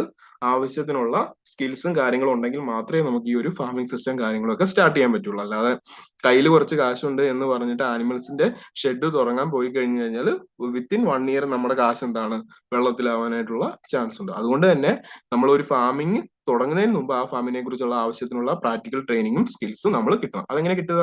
ഇതിനെപ്പറ്റി അറിയാവുന്ന ആളുകളോട് സംസാരിക്കുക. അതുപോലെ തന്നെ നമ്മുടെ കർഷക സംഘടനകളൊക്കെ നൽകുന്ന ട്രെയിനിങ്ങും കാര്യങ്ങളും ഒക്കെ അറ്റൻഡ് ചെയ്ത് ആ വ്യക്തമായിട്ടുള്ള എന്താണ് സ്കിൽസ് ഡെവലപ്പ് ചെയ്തിട്ട് വേണം ഈ ഒരു പ്രാക്ടീസ് നമ്മൾ തുടങ്ങാനായിട്ട്. Low keeping quality of products. High perishability of livestock products like milk increases the risk of marketing. It has to reach the consumer within a few hours if not preserved properly. നമുക്കറിയാം പാലിന്റെ പ്രത്യേകത. പാൽ എന്താണ് പെട്ടെന്ന് തന്നെ എന്താണ് ചീത്തയാവാനായിട്ടുള്ള ഒരു chance ഉള്ള ഒരു ഫുഡാണ്. നമുക്ക് മാക്സിമം ഒരു 2 മണിക്കൂറൊക്കെ ഉള്ളൂ നമുക്കൊരു റൂം ടെമ്പറേച്ചറിൽ പാല് സൂക്ഷിക്കാൻ പറ്റുള്ളൂ. അത് കഴിഞ്ഞാൽ എന്താണ് പാല് പെട്ടെന്ന് തന്നെ ചീത്തയാവും. അങ്ങനെ ചീത്തയാവാനായിട്ടുള്ള ഒരു ചാൻസ് ഉള്ള ഫുഡാണ് നമ്മുടെ പാലും മുട്ടയൊക്കെ. അപ്പൊ അതുകൊണ്ട് കൃത്യമായിട്ടുള്ള റൂം ടെമ്പറേച്ചർ നമ്മൾ പ്രിസർവ് ചെയ്യേണ്ടത് വളരെയധികം അത്യാവശ്യമാണ്. ഇല്ലാന്നുണ്ടെങ്കിൽ പാലായിക്കോട്ടെ അല്ലെങ്കിൽ മുട്ടയൊക്കെ ആയിക്കോട്ടെ പെട്ടെന്ന് ചീത്തയാവാനായിട്ടുള്ള ചാൻസ് ഉണ്ട്. High producers are having low climatic adaptability. This is especially true in case of dairy farming. നമുക്ക് പാലുൽപാദനം കൂടുതലുള്ള പശുക്കൾക്ക് ക്ലൈമാറ്റിക് കണ്ടീഷനിലൂടെ അഡാപ്റ്റ് ചെയ്യാനായിട്ടുള്ള ചാൻസ് വളരെയധികം കുറവാണ്. അതായത് അവർക്ക് ജീവിക്കാനായിട്ടുള്ള സാഹചര്യങ്ങൾ അവർക്ക് എന്താണ് പെട്ടെന്ന് ചൂട് കൂടിക്കഴിഞ്ഞാൽ അവരുടെ പാലുൽപാദനം കുറയും. അവർക്ക് ചൂട് കൂടിക്കഴിഞ്ഞാൽ അവർക്ക് എന്തെങ്കിലുമൊക്കെ അസുഖങ്ങളൊക്കെ വരാനായിട്ടുള്ള ചാൻസ് ഉണ്ട്. അതുകൊണ്ട് തന്നെ അങ്ങനെ എന്തെങ്കിലുമൊക്കെ ക്ലൈമറ്റിൽ ഉണ്ടാകാൻ ചാൻസ് ഉണ്ട്. റെയറിംഗ് ഡിസഡ്വാൻറ്റേജ് എന്ന് പറയുമ്പോൾ എന്താണ് ലൈഫ് സ്റ്റോക്ക് റെയറിംഗ് എന്ന് പറയുന്നത് ഒരു ഫുൾ ടൈം ജോബാണ്. നമുക്ക് ഇടയ്ക്ക് ലീവ് ഒന്നും എടുക്കാനായിട്ട് പറ്റില്ല. കൂടുതലാണ് നമുക്ക് ലാൻഡ് ഇല്ലാന്നുണ്ടെങ്കിൽ ലാൻഡ് വാങ്ങിക്കാനുള്ള ചിലവ് വേണം, ഷെഡ് കെട്ടാനുള്ള ചിലവ് വേണം, ആനിമൽസിനെ പർച്ചേസ് ചെയ്യാനുള്ള ചിലവ് വേണം. ഇനി പർച്ചേസേഴ്സിന് അതായത് ലേബേഴ്സ് എന്ന് പറഞ്ഞാൽ തൊഴിലാളികൾ അവർക്ക് കൊടുക്കാനുള്ള ചിലവുകൾ വേണം. പിന്നെ ഡിസീസസ് ഫുള്ള് സ്പ്രെഡ് ചെയ്യാനായിട്ടുള്ള ചാൻസ് ഉണ്ട്. അങ്ങനെ വന്നു കഴിഞ്ഞാൽ ആനിമൽസ് ഒരുപാട് മരണപ്പെട്ട് കഴിഞ്ഞാൽ കർഷകർക്ക് ഒരുപാട് നഷ്ടം വരാനുള്ള ചാൻസ് ഉണ്ട്. Requires practical training and skills. നമ്മൾ ഒരു ഫാം തുടങ്ങുന്നതിന് മുമ്പ് ആവശ്യമായിട്ടുള്ള സ്കിൽസും കാര്യങ്ങളും ഉണ്ടായിരിക്കണം. ഇല്ലാന്നുണ്ടെങ്കിൽ ആ ഫാം പെട്ടെന്ന് തന്നെ പൊട്ടിപ്പോകാനായിട്ടുള്ള ചാൻസ് ഉണ്ട്. Low keeping quality of products. നമുക്ക് പ്രോഡക്ട്സിനെ പ്രിസർവ് ചെയ്തില്ല എന്നുണ്ടെങ്കിൽ ഒരുപാട് നേരം അത് സൂക്ഷിക്കാനായിട്ട് പറ്റില്ല. അത് പെട്ടെന്ന് ചീത്തയായി പോകും. അതുകൊണ്ട് തന്നെ അതിന്റെ മാർക്കറ്റിംഗ് വളരെയധികം ഡിഫിക്കൽട്ട് ആണ്. പിന്നെ high producers having low climatic adaptability. ഒരുപാട് പാൽ പ്രൊഡ്യൂസ് ചെയ്യുന്ന പശുക്കളുടെ ക്ലൈമാറ്റിക് അഡാപ്റ്റബിലിറ്റി കുറവായിരിക്കും. അവർക്ക് എന്താണ് ചൂട് കൂടുതലിനോടോ അല്ലെങ്കിൽ തണുപ്പിനോടൊക്കെ പ്രതികരണ ശേഷി വളരെ സെൻസിറ്റീവ് ആയിരിക്കും. പെട്ടെന്നൊന്ന് ചൂട് കൂടി കഴിഞ്ഞാൽ അവരുടെ മിൽക്ക് പ്രൊഡക്ഷൻ ഒക്കെ എന്താണ് വളരെയധികം കുറഞ്ഞു പോകാനായിട്ടുള്ള ചാൻസ് ഉണ്ട്. സോ ഇതാണ് ഈ ഒരു ദിവസത്തെ ക്ലാസ്സിനെ കുറിച്ച് നമുക്ക് പറയാനായിട്ട് ഉള്ളത്. പഠിച്ചു, അതുപോലെ തന്നെ ടൈപ്പ് ഓഫ് ഡയറി ഫാമിംഗ് പഠിച്ചു, അതുപോലെ തന്നെ നമ്മൾ കോമൺ ടെർമിനോളജീസ് പഠിച്ചു. പശു, അതുപോലെ തന്നെ എരുമ, ആട്, ചെമ്മരിയാട്, പിഗ് ഇതിനെയൊക്കെ പഠിച്ചു. അതുപോലെ തന്നെ പൗൾട്രിയുടെ ഒക്കെ കുറിച്ച് പഠിച്ചു. സോ ഈ ഒരു സെഷൻ എന്ന് പറയുന്നത് വളരെയധികം ഇമ്പോർട്ടന്റ് ആണ്. ഇവിടെ നിന്ന് നമുക്ക് കുറച്ച് സ്റ്റേറ്റ്മെന്റ് ടൈപ്പ് ക്വസ്റ്റ്യൻസ് കിട്ടാനായിട്ടുള്ള ചാൻസ് ഉണ്ട്. അതുകൊണ്ട് തന്നെ ഈ നോട്ട്സ് ഒക്കെ കൃത്യമായിട്ട് തന്നെ നമ്മൾ വായിച്ച് പോകുക.